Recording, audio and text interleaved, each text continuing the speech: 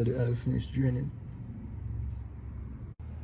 So after I pull the drain plug, I come up top here and I pull this oil cap here so air can get inside the engine, make the oil come out real quick.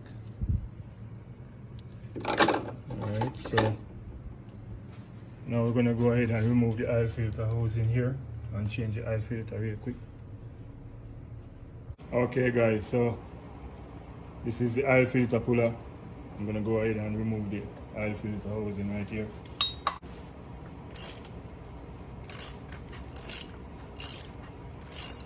You can put a rag down here so the oil doesn't mess up the engine right there.